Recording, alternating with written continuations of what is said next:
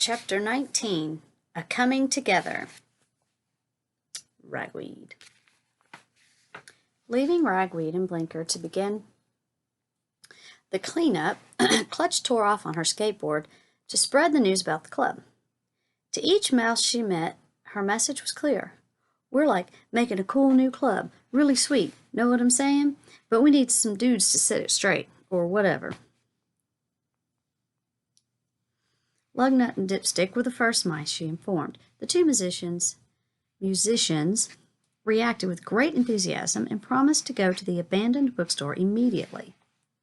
Keep your eyes waxed for cats, dudes, Clutch cried after them. Clutch next informed her parents about the plan. Windshield, who was still working on the painting he'd intended for Ragweed, was particularly excited. Starting this new club, he enthused, suggests that we mice have reached a new level of major turning points. It means mice are beginning to see themselves as a community. What has happened will affect many mice. The mice will affect still more mice. The movement will spread. The whole world of mice is about to change. Way to go, Wendy, Clutch said, trying to suppress a smile. And hey, dude, Ragweed wants you to paint a mural on one of the walls. This is extraordinary, Windshield cried, all but swooning with excitement. This is spectacular, the ultimate turning point. Mice in the service of art, art in the service of mice. It's the revolution! With that, he rushed off to gather his painting supplies.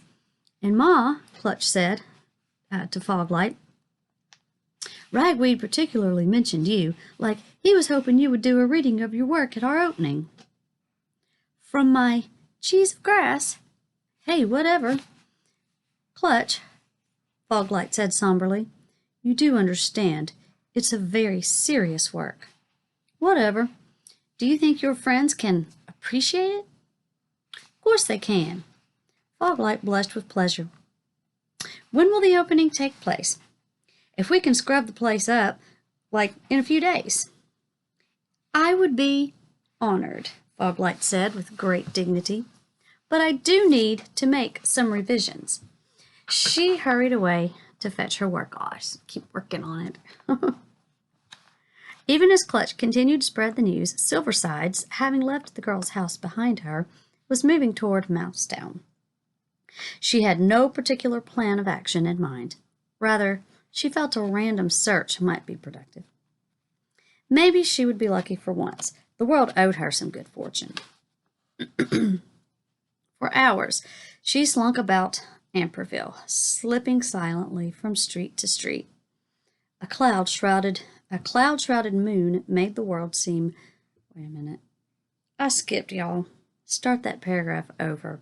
For hours, she slunk about Amperville, slipping silently from street to street, sliding around corners and by forsaken buildings. A cloud-shrouded moon made the world seem more full of shadows than substance. Padding along silently, Silversides paused occasionally to sift the wind or to peer into a particularly dark place.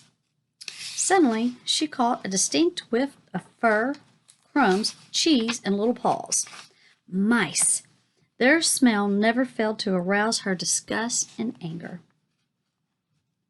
Trying to locate exactly where the odor was coming from, the cat moved to the left, then to the right, then to the left again. All the while she listened intently, ears swiveling, trying to pick up the slightest clue. She padded silently forward. As the smell grew stronger, Silversides paused and scrutinized the area. The street she'd come to had once been a thriving business strip. Now it was abandoned.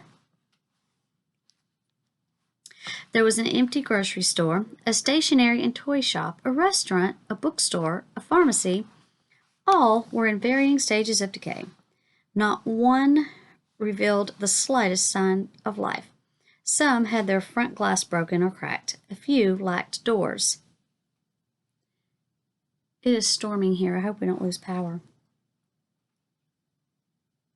Silversides inhaled deeply. The smell of mouse was so strong she was certain it was coming from more than one mouse. She sniffed again. Yes, there were 2, perhaps 3 mice. Perhaps she had uncovered a major mouse nest.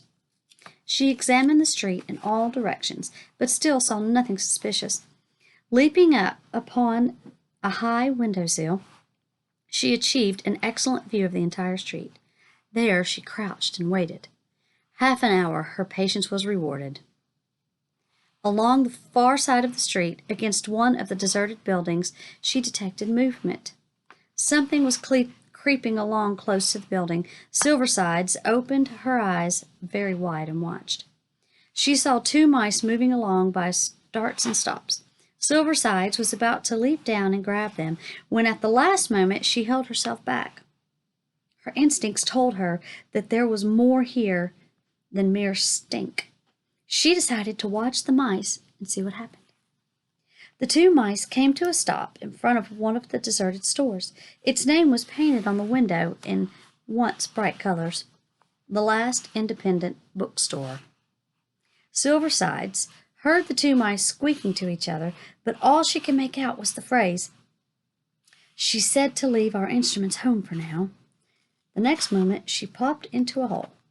They popped into a hole and vanished from sight. For a moment, Silversides regretted not having acted. Perhaps these were the only mice involved. "No," she murmured. "Have faith in yourself, Cat. You smelled something more. Be patient."